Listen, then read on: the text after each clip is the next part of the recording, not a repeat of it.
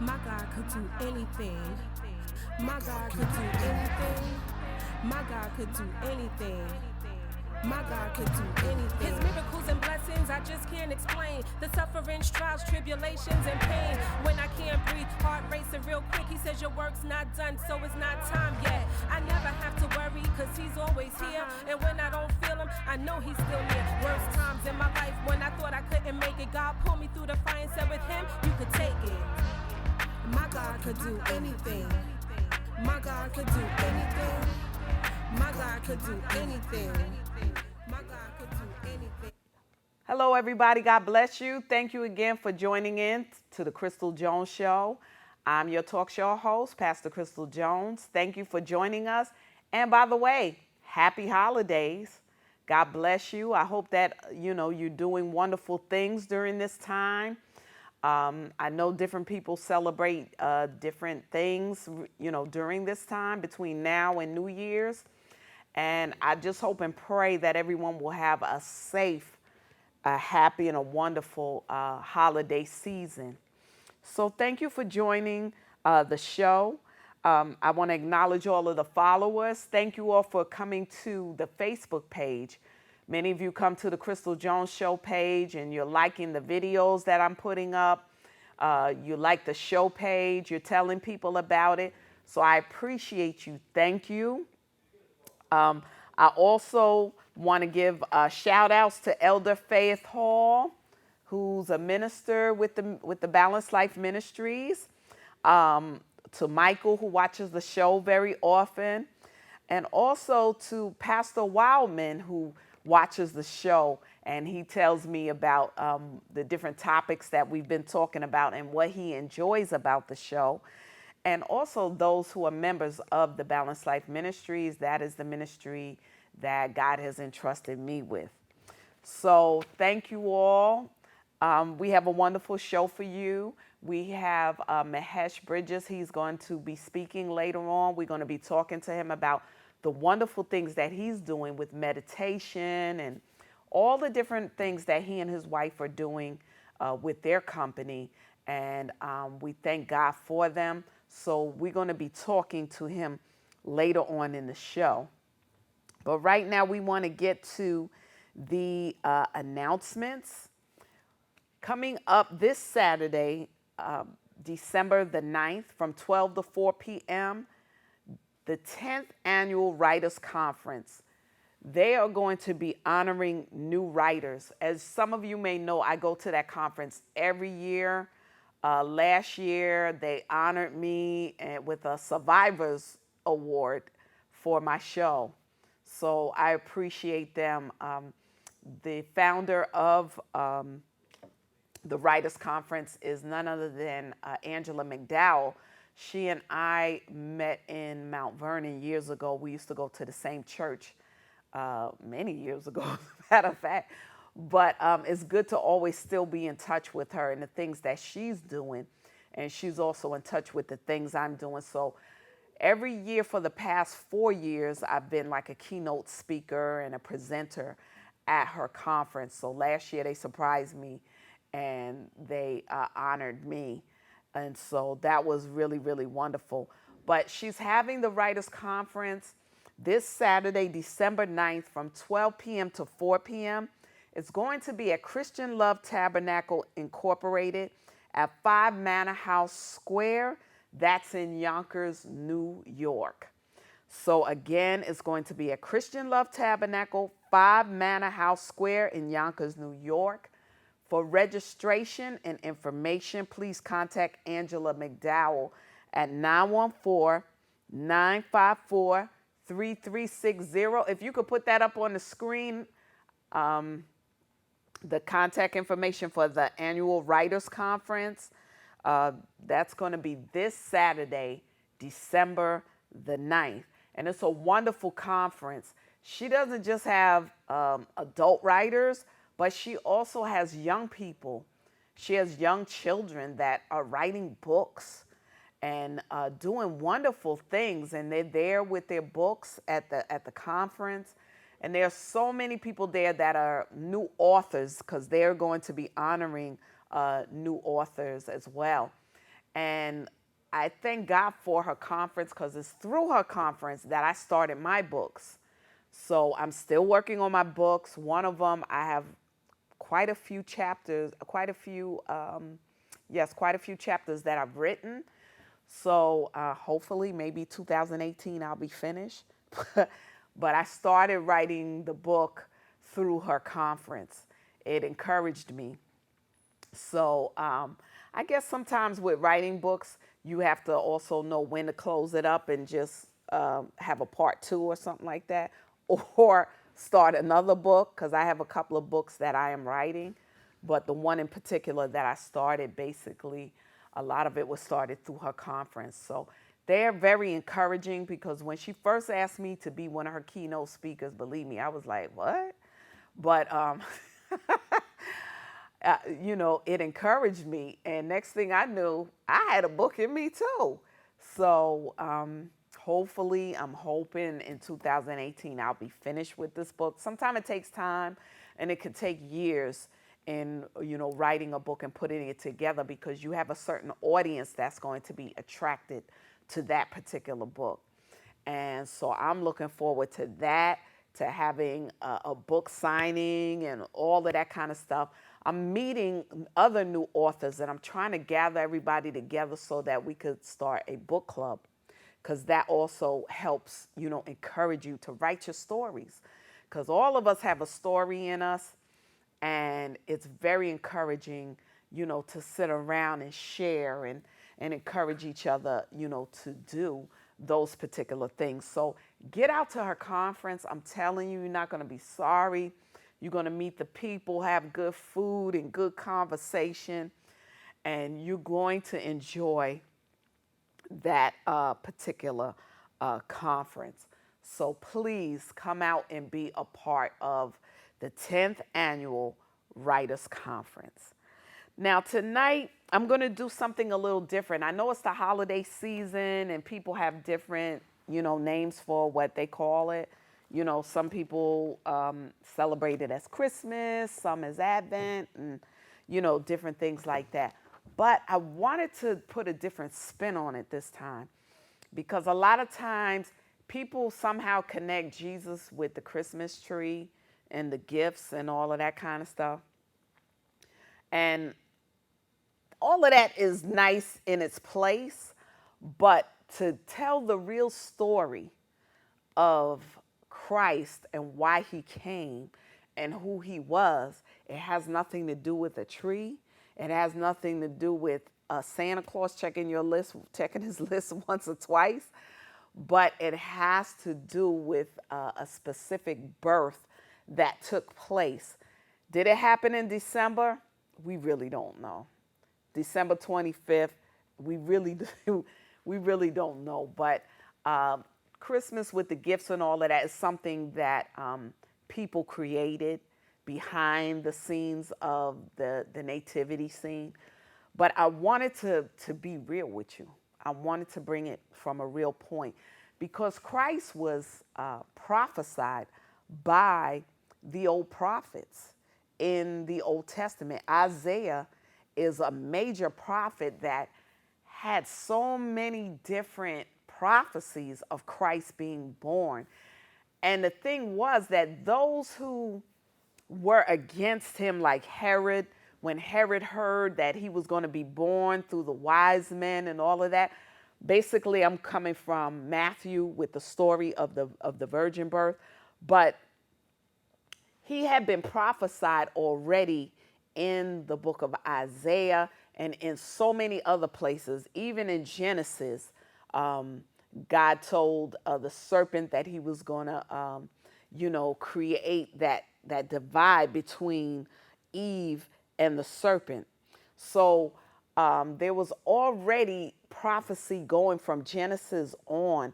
There are a lot of different prophecies, but Isaiah in particular has quite a few different prophecies that he had. And I'm going to take one from the ninth chapter of Isaiah.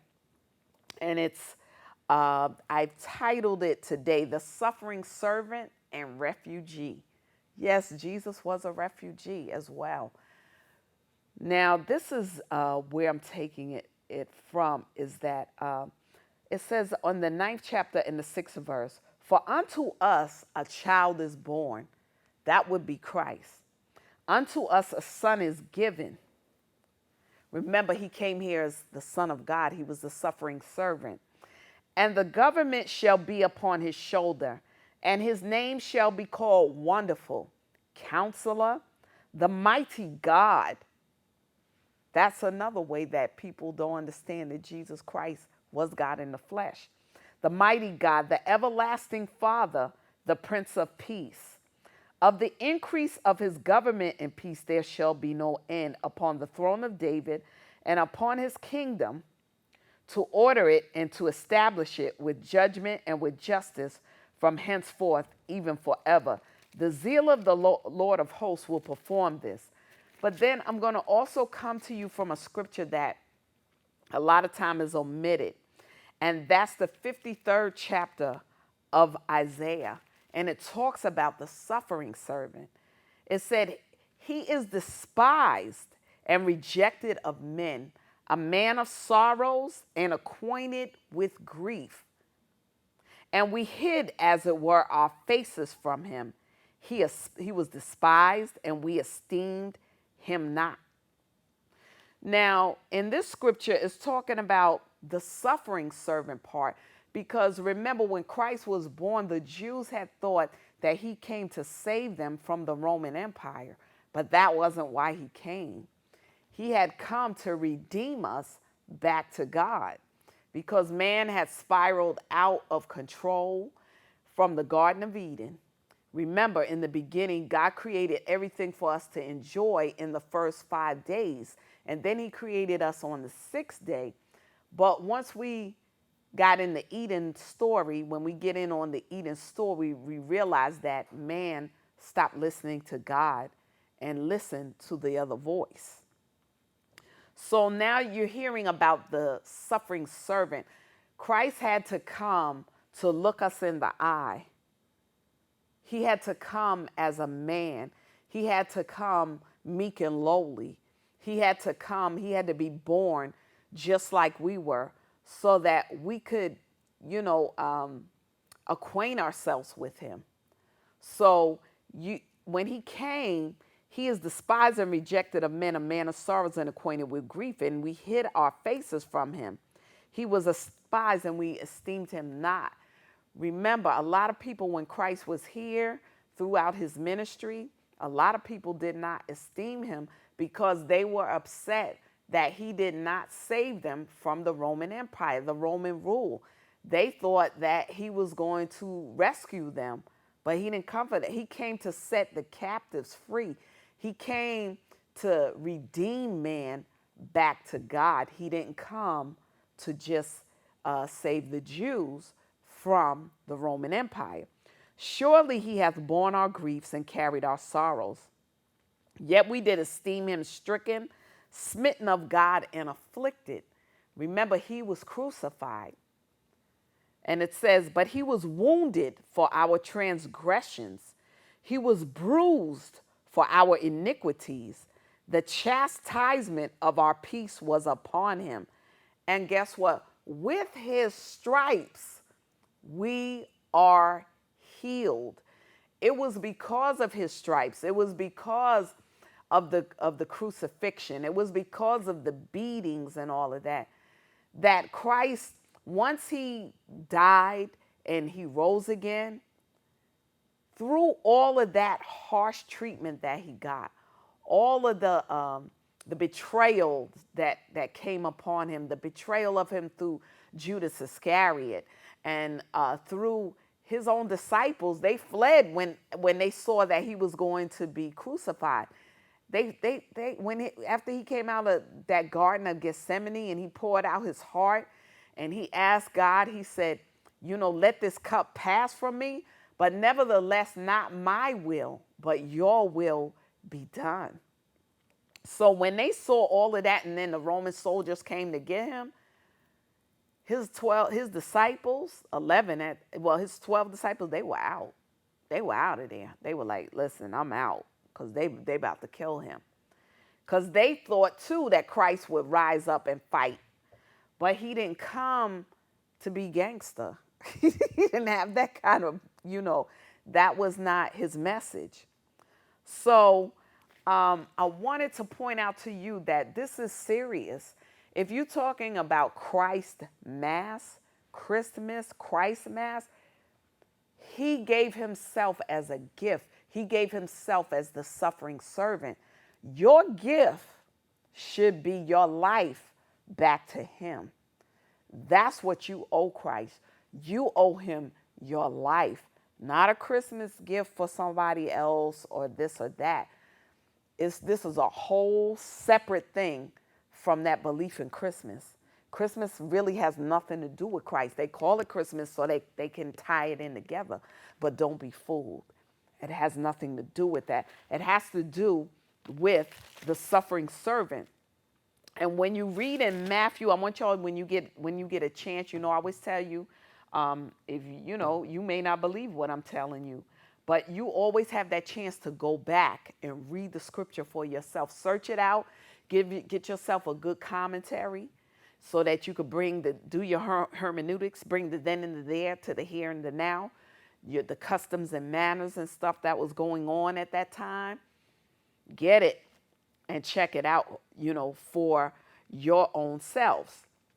Now, if you go to Matthew, the 1st chapter and the 18th verse, it talks about, now the birth of Jesus was on this wise, when, as his mother Mary was espoused to Joseph before they came together, they was engaged and everything, she was found with child of the Holy Ghost. Woo, what was that, right? They were like, she pregnant? Are you serious?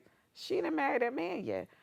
So then Joseph, her husband, being a just man and not willing to make her a public example, he was minded to put her away privately. But while he thought on these things, behold, the angel of the Lord appeared unto him in a dream, saying, Joseph, thou son of David. So Jesus is connected in the line of David through his mother and through Joseph, even though Joseph wasn't his blood father.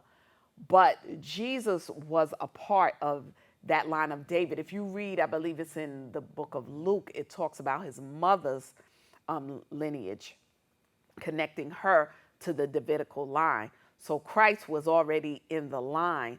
That's why, even though the people didn't like him, they really couldn't say that he wasn't connected to that Davidic line, because God promised David that the Messiah would come through his line.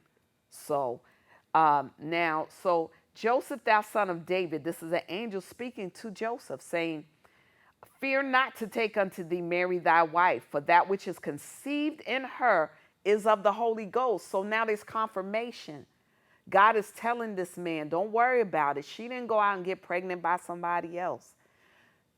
She was impregnated through the Holy Spirit, and that must have been deep. I can imagine him saying, what? And she shall bring forth a son, and thou shalt call his name Jesus, for he shall save his people from their sins. Now that doesn't sound like he's saving them from the Roman government. He's saving them from what? Sin. Because salvation first came, remember, to the Jews. And then it went out to the Gentiles. So Christ came to save all who would follow him. Now, all this was done that it might be fulfilled, which was spoken of the Lord by the prophet, saying, and who was that prophet? Isaiah. Behold, a virgin shall be with child, and shall bring forth a son, and they shall call his name Emmanuel, which being interpreted is God with us. Then Joseph, being raised from sleep, did as the angel of the Lord had bidden him, and took unto him his wife. And he knew her not till she had brought forth her firstborn son, and he called his name Jesus. Now that's in Isaiah, the 7th chapter, in the 14th verse.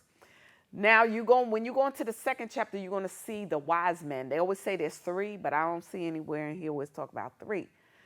But there were wise men. Those wise men were astrologers. They followed the star, that sign that they saw. Jesus was born in Bethlehem of Judea in the days of Herod the king. There came wise men from the east to Jerusalem, saying, where is he that is born King of the Jews? Even they knew, even though they was in astrology, they knew from the scriptures that the Messiah was to be born in this place.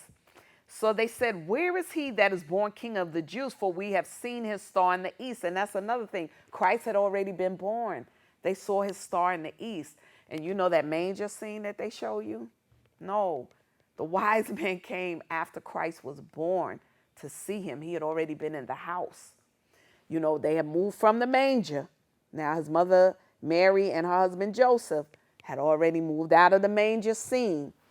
And they had already moved into their house, saying, where is he that is born King of the Jews? For we have seen his star in the east and are come to worship him. They came to worship him. When Herod the king had heard these things, he was troubled. Why? Because Herod had bought his way into that government. He didn't want no competition. He was like, whoa, wait, who trying to give me competition? What little baby is born to give me who? And when he had gathered all the chief priests and scribes of the people together, see, he was slick. He said, I'm going to gather these people together, the chief priests and the scribes and all these people. I'm going to gather them together, these Jews. He demanded of them, where is this person supposed to be born according to your scriptures? He knew there was something stirring, but I don't think it was just 3 wise men that showed up. It must have been probably a big caravan of them that disturbed him, because I would imagine if I just show up with a story, people are going to be like, please, Crystal, get out of here. But if I show up with other people that are believers, they're going to say there's something to this, and they're going to check it out. So the chief priests and scribes, he demanded of them where Christ should be born. They said, in Bethlehem of Judea, for thus it is written in the prophet, and thou, Bethlehem, in the land of Judah, art not the least among the princes of Judah. For out of thee shall come a governor that shall rule my people Israel.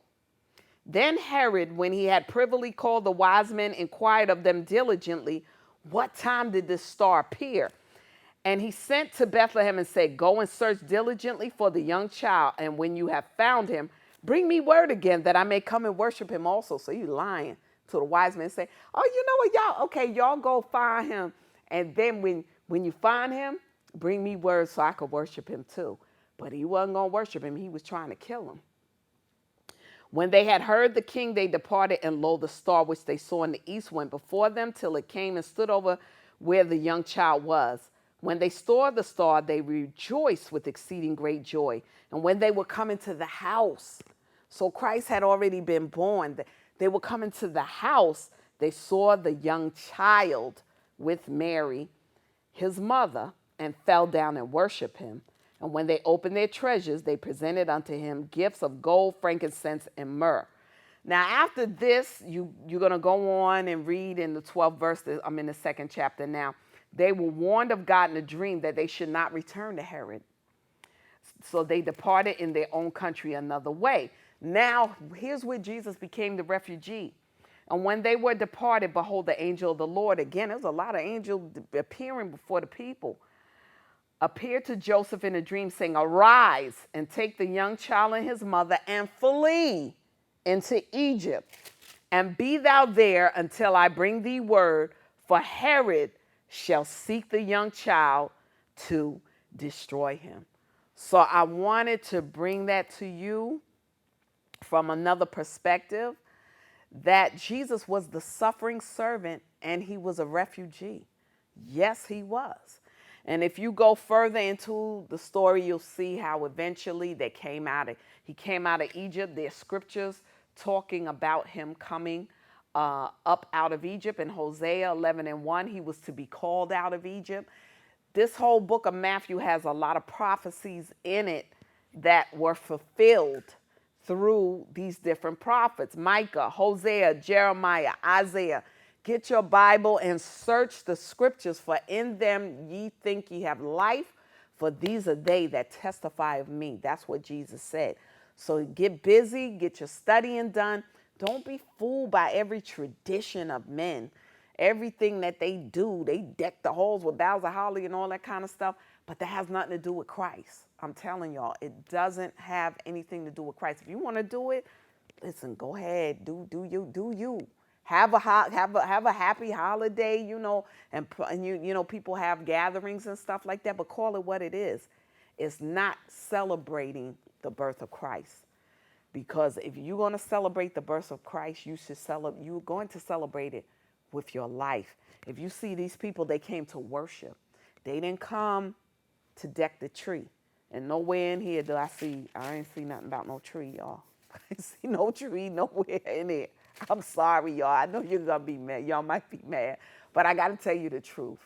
So God bless you. Study the word so that you'll know, and you can, properly do things right. If you're going to have a little get together or something like that, then that's what you do. But I'm telling you, the story about the virgin birth is about the suffering servant and refugee. All right. So God bless you. Thank you for tuning in for that. But anyway, we're going to get to our guest today, who is none other than Mahesh Bridges. He is going, you all know him. He's been on the show many times before. He and his wife Chandri, they do a lot in the community with the young people. They're doing a wonderful thing now through meditation with the young people in schools, especially in schools where you have a lot of troubled youth. And one of the things that we're going to be talking about is VAM, visualization, affirmation, and meditation. So at this time, I'll welcome again to the Crystal Jones Show, none other than Mahesh Bridges. Mahesh, welcome back. Well, thank you for having me as your guest, my sister. Thank you very much. Appreciate it. You're welcome, man. It's always good to have you and your wife come, and it's always good to see the community work that you all are doing. So tell us, how is this visualization, affirmation, and meditation? How is that going now? What's going pretty well. It's interesting because since our program started, when we first started doing the meditation, we didn't have as many youth getting involved with it. Mm-hmm. But we did have a principal that sat down with us and said, you know what, you guys should find some kind of hook that would get them interested in doing it. Mm-hmm. So I said, a hook? I said, what you want us to pay them $1 million a piece to come to the class? And he said, no, something else that, they would like to do. So he came up with the idea of some food. Why don't you give them a free lunch? During lunchtime, you could come and teach them a class. I said, that sounds pretty good, but I said, wow, I wonder how much that's going to cost, to be able to teach them and then have to feed them as well. Mm-hmm. But anyway, what ended up happening over a period of time, we ended up getting a sponsor, mm-hmm. A gentleman down in the city that was a millionaire that decided, Wonderful. This would be a nice thing to do. Yes. And could probably really be a game changer to help to change their lives. So I said, okay.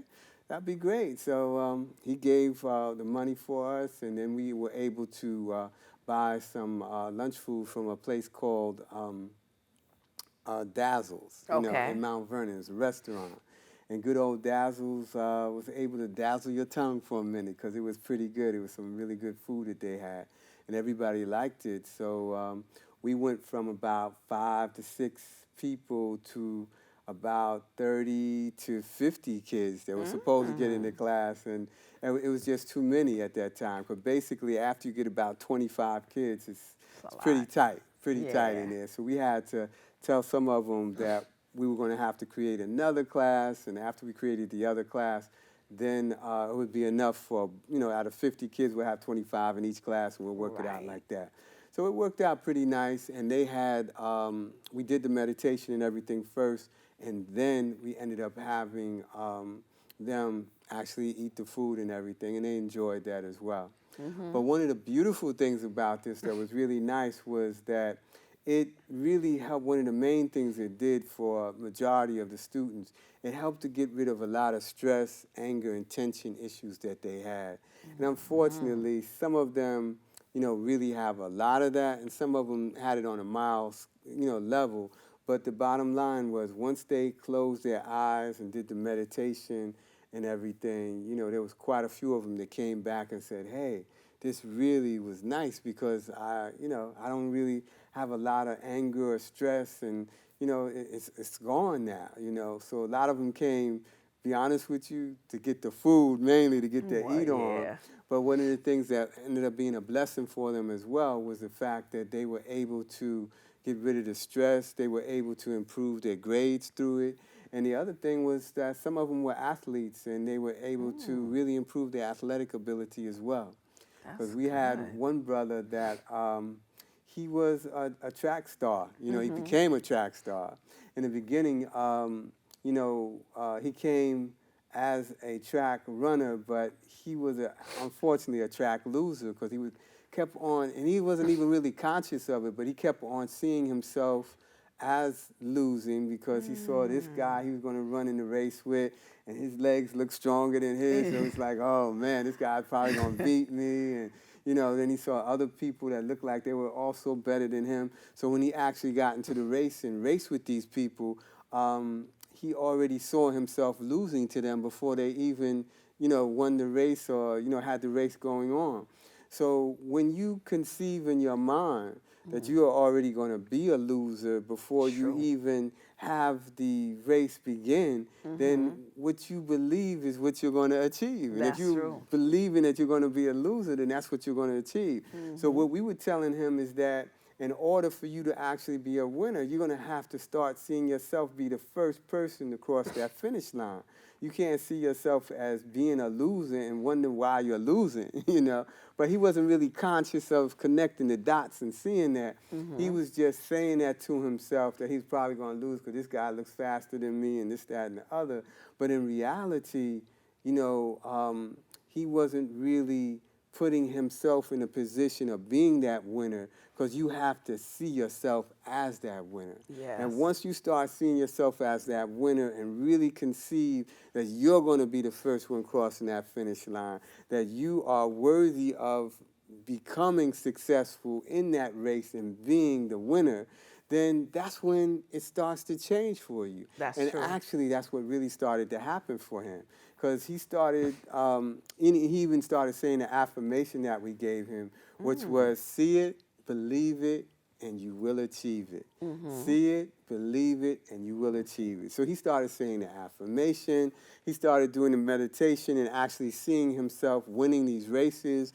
And eventually what started happening, he started winning the races, And he was really surprised in the beginning, but it was like really starting to work for him. That combination of the affirmation, the visualization of actually seeing yourself, actually being that winner, he started seeing that happen, and it actually started happening for him. So that was a big breakthrough for him. And eventually he was starting to come to me and my wife and saying, hey, I won another race, I won another race. Wow. So, and he, at that time, they had the Olympics going on. So he wanted to be the Olympic star for the United States, so he could go over to Europe there actually running in the race. So we said, wow. I said, well, if you believe it, man, and you really take it serious and really start focusing on this, that could be a possibility. So they started having the national championship races here in the United States, and he started going to different states and racing with different champions that were coming together, the groups of winners that were coming together in those races. And unfortunately, he didn't come in first place, because that's what he needed to go and be the Olympic champion for the United States. But he came in third place. So he went from a person that was actually seeing himself as a loser and didn't really understand that as long as he kept on saying, I'm probably going to lose this race, that's what actually happened for him. He kept on losing the races.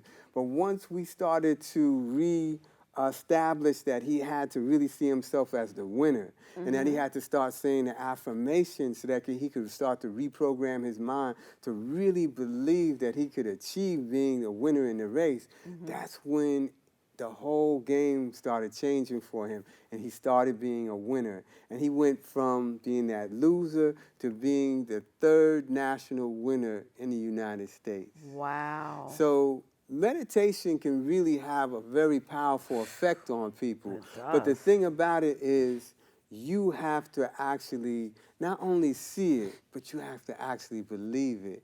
And then from believing it, you can start to achieve it. And that's not only with athletic ability, but that goes with academic ability as well. Because a lot of people, they feel like, wow, the A and B honor roll, you kidding? I Oh, know. forget that. I'll never get on that. You know, so they already are telling themselves that that'll never happen. And guess what? If that's what you're telling yourself, then you're right. You'll never be there because you're already telling yourself and convincing yourself that that is beyond your reach. Right. But once you start saying, wow, you know what? I think I probably can do that. That's something true. that I can actually achieve. And matter of fact, me and my wife ended up getting some awards just recently because we were in one of the schools in Mount Vernon where we had 18 kids in the classroom, and we were able to establish in convincing 6 of those students to actually really get into it and that you could actually achieve this.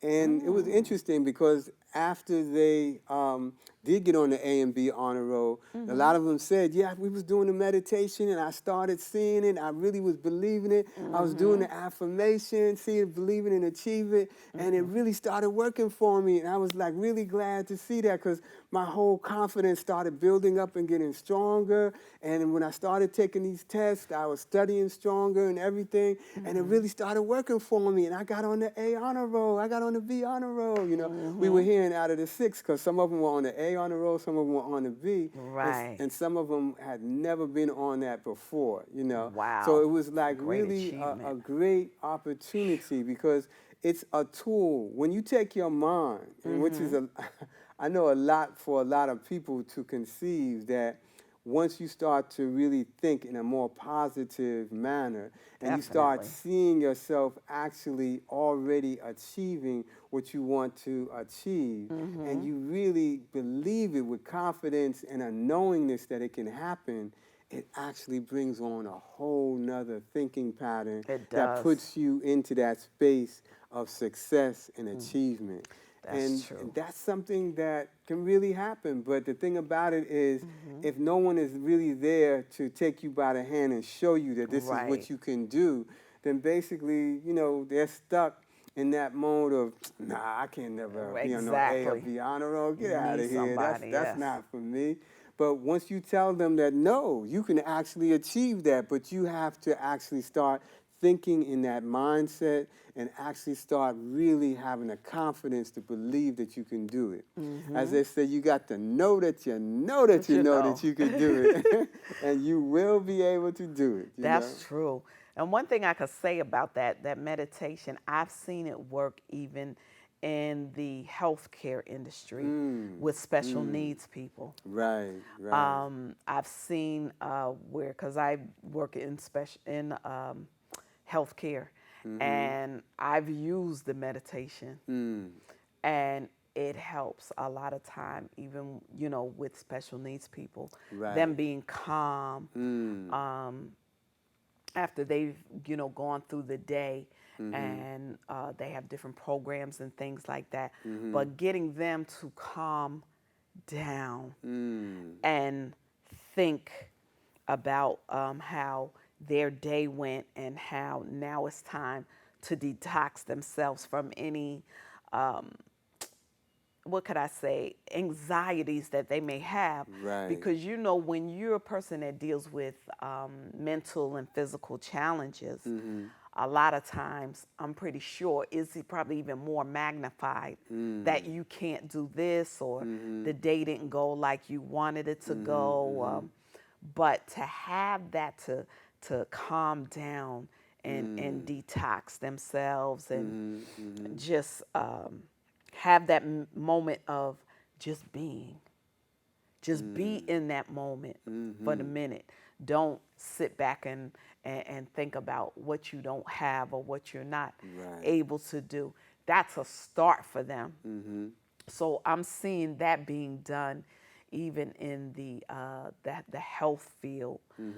So from there, I want to see it go to the other levels, like you said, so that they can achieve whatever, whether there are physical issues or mental, even mental issues, because a lot of that is wrapped around different things that may have happened in their lifespan. Also, again, maybe people not giving them that chance to be able to do something mentally, Right. because for their whole life they've been in the left and nobody has ever seen them in the right. Doesn't mean they can't do it, Right. you know. So this meditation thing is wonderful. I've been really getting into the meditation a lot myself. Great. Even though even though I'm a woman of prayer, so you meditate in prayer, but also there's a time where you need to learn to be in the moment, to just relax yourself when the day is over, or even when the day begins. Sometimes just concentrating on your breathing, just being. You know what I mean? Oh, yeah. Sometimes you need just that moment, or those couple of moments. I've, started with like the 5-minute meditations just to, bring yourself in the morning Right. or whatever, or in the afternoon or the evening. And sometimes I found some wonderful Native American, they play the flute, and they have like the stream running and all of that. And they have a lot of those meditative things. Whereas you can also, you go to YouTube, you can find a lot of different right. things. You can find the affirmation meditation. That's good too. I like to use those too, the affirmation meditation. There's so many different kinds. There's the yoga, the Christian yoga they have. There's so many different type of meditations that you can use, and you just find something that works for you. Exactly. That helps you, because I don't care who you are. After the day is over, you need to detox yourself, especially like you and your wife, you're leaders. And leaders take on the responsibilities of others, because you're teaching others. Their burden is being laid upon you. So you need that time to be able to, like they have the song that says, cast your cares on Jesus. So you need to be able to learn to do that, to detox yourself and get all of those burdens and things and worries of the day. You need to get that off of you. Right. Yeah. So working in the healthcare field with the mentally, physically challenged, and also hospice is something that I've been doing with the pastoral care education that I've been being trained in. And you have people that are at the end of life. And the things that you deal with trying to counsel them and make them feel at a place of peace, because they know that this is it for them. They know most of the time they're going to die, some within a few days, some within a few weeks, some within a year span. They're going to be gone. So when you're taking all that on, again, you need to be able to meditate and detox yourself from the different, like I said, when you're in leadership roles, you have to be able to detox your own self. So I'd like to also see that come within the hospice care, which they do use it, to some degree. But I want to see it, it looks like meditation is growing all around the world. It's funny you mentioning that too, because we do a healing meditation as well. And, in speaking about this, what comes to mind is a sister who is, I was on a radio show with a sister named Kathy Davis, in Brooklyn. And basically, when I was on her show, the sister called me from jail, And it was interesting because she was saying that, she was really in a lot of pain because there was an accident that she was in. She was coming from the jailhouse and had to go to the courthouse to see about her particular case. And while she was doing that, the bus driver, to avoid an accident, he had to really step on the brakes hard. And when he did, her head slammed against the wall of the bus, Didn't hit the glass, but it hit the, the metal piece that's in between the windows. and she banged her head against that. And she said from that point on, she had like a terrible, like a migraine headache, you know.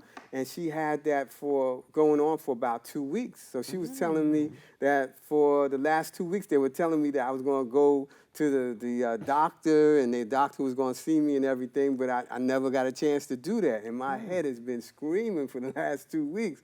So she said, can this meditation thing help me out? I said, sure it can. I said, let's do the meditation, and we'll do some healing sessions on that. So what I did with her, because she was a Christian, so I told her to start to see the healing power of Christ within you, flow into your mind. That's start right. to see a very bright light that is going to totally erase all the pain from your mind, and you're going to see a total transformation. But you have to believe that this light of Christ is there in your mind that's going to heal you. And she said, okay, let's do the meditation. So we did the meditation, and she started seeing that bright light come about. And she said that, after the first session, she was still feeling the pain, but it was a lot less than it was before. And then the next day she called me, and we did it again. And she said at the end of that session, where she started seeing that bright light, just filling every single cell in her mind, and it was relaxing her mind, it was cleansing her mind, and it was erasing her mind from all the pain and tension that she was dealing with, from that accident. So she said at the end of that second session that it was gone. All the pain was gone. So, the meditation in combination, I mean, if you're a Christian, then this is something that you can definitely utilize. Yes. Or even if you're a Muslim or a Buddhist or whatever, Right. you start to tap into your belief in that aspect of God that you're involved with, and you start utilizing that meditation to really help you. And in her case, again, she was a Christian, so she started seeing the power of Christ's healing power come into her mind and truly, start to expand that healing power. And I told her just to start seeing that light getting brighter and brighter. I said, see it getting 7 times brighter than the sun, and just really totally, just erase that negative energy of that pain that you're feeling. Just totally see it erasing that negative energy. And she did. And after the second session, it was gone. So this can really be a very powerful tool. And the other thing healing about, meditation. a lot of people don't really realize this, but a lot of the ailments and illnesses that we have Yes. come from the thoughts that we have in our mind. True. And if we see ourselves in any negative aspect, what ends up happening is that that negativity starts to build up in our system. It does. And what ends up happening is different ailments and problems start to come. And once they start to come from us seeing ourselves in that negative light, they start to manifest into different ailments and things. But once you come to grips with understanding that your mind, through the power of Christ, through the power of God's divine love, has the ability to be healed through the power of Christ and through the light of Christ, through the love of God, then what happens is you start to really realigning yourself to understand that the power of God's love and mercy is there trying to heal you and help you, and it can totally transform you.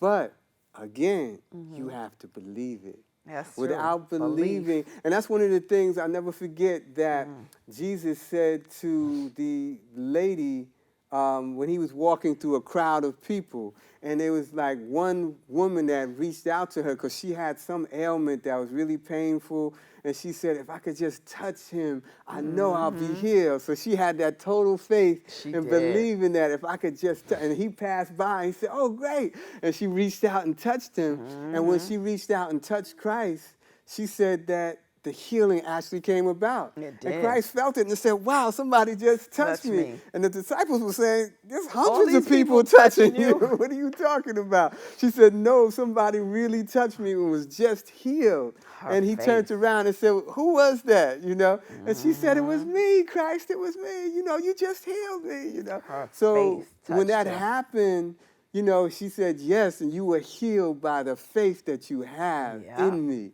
You know, that's what healed you, you know?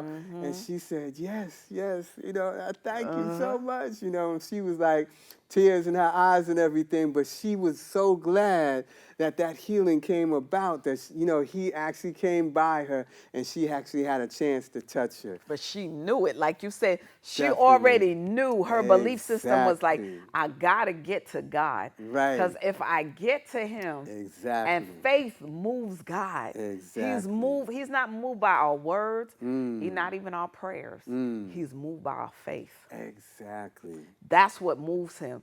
That's what, you know, when you see things manifesting in people's lives, somewhere they have touched God in their faith, Exactly. you know. And Exactly. so that's why, you know, people don't have to feel any kind of way. Whatever things that you desire when you ask in prayer, believe that you will have them, Exactly. and you will have them as long as it's in the will of God. Even though sometimes he'll give you things that you ask for, even though it's not in his will, to let you see that it's not his will. But if you just move God with your faith, he will move mountains for you. Oh, yeah, no he question. will.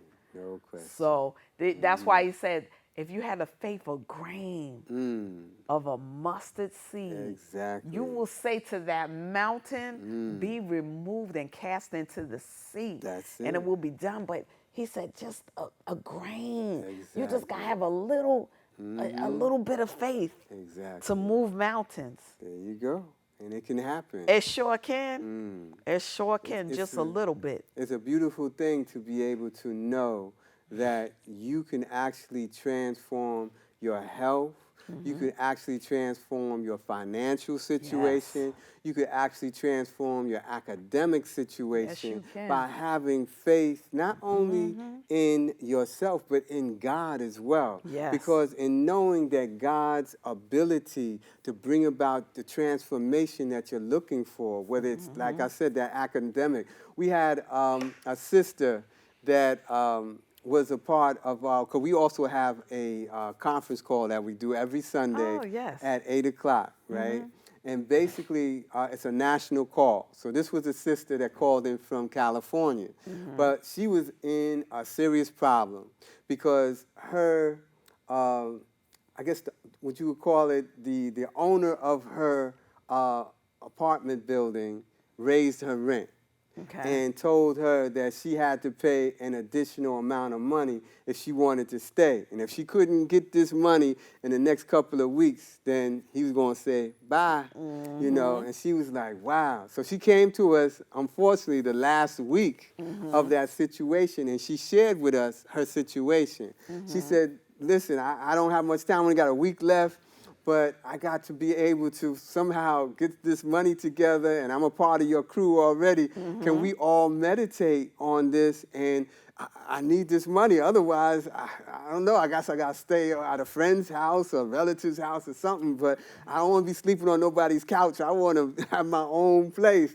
So please, let's do this together. That's right. So I said, okay, let's see what we could do. So we all got together. At that time, we were meeting on Thursday. And we met on that Thursday, and when we met, we all, got together. There was about 8 or 9 of us at the time, and we all meditated on seeing her getting that money so that she could, be able to reach that payment for her landlord that was telling her either pay up or got to go. Gotta go. See you later. So anyway, what ended up happening for her, it was like 2 days later after we did the meditation for her and the prayer, because we did the prayer and the meditation. And then what ended up happening was she came back to us and said, wow, I don't even believe what happened. I said, well, what happened? You know, I mean, he's getting ready to kick you out, or did everything work out for you? She said, no, it worked out. But what it was the my boss, you know, at my job, he actually gave me a raise of $1,000 on my job. And I could not believe that he did that for me, but I guess he heard me so many times talk about how I had, you know, complained about, you know, because it takes me about an hour to an hour and a half to get from where I live to where I work. And I said, wow, you know, too bad I don't have a car, because, I mean, they would make it a lot quicker, but I got to take public transportation to get there. And it's really a trip, you know, trying to get there, and I was always complaining about that. So he said, basically, what he did, he literally bought He literally bought a actual car for me and told me out of that additional money, out of that $1,000, not only will you be able to have the additional money to pay the increase on your rent, but you'll also be able to pay your car note as well. Good. So he said, that's why I gave you $1,000. So now each month you'll be able to pay this car note that I gave you, so it won't take you no hour and a half to get to work. And also you'll be able to pay your new monthly rent. You know, and that's how it went. So she was like really, you know, very, I mean, we didn't even ask for a car, but, you know, the Lord had blessed her to that extent. So we were very happy for her that she was able to do that. But it shows that if you really have the faith and believe that these things can happen, how that door will open up for you and those blessings will happen, you know. That's wonderful. Listen, before you go, I want you to tell us about this real estate investment. Right. We do have a real estate investment program right now. And it was interesting because at one point we were doing the meditation and we were saying that we really wanted to increase our ability to financially make some money, because we wanted to be able to get a community center started. And we didn't have the money to do it, but we said, you know, Lord, you know, in this meditation we were doing, please bless us so that we could get the money to do this. And what ended up happening, I ended up running into a brother that was a multimillionaire.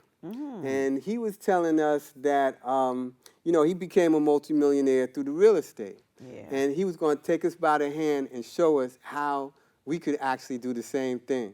Anyway, what ended up happening with that, make a long story short, he turned us on to different financial people that did 100% financing and different things. And we ended up getting about 8 people involved in that. And right now we're at the point where we're getting ready to actually purchase properties through them putting up the finances. And the beautiful thing about it, we don't need any down payment money. We don't need any credit. All we need to do is find a good deal. And if we find a good deal, they'll put the money up on the table so that we can actually purchase the property and then flip it. And then what they do, they split the profit with us at the end.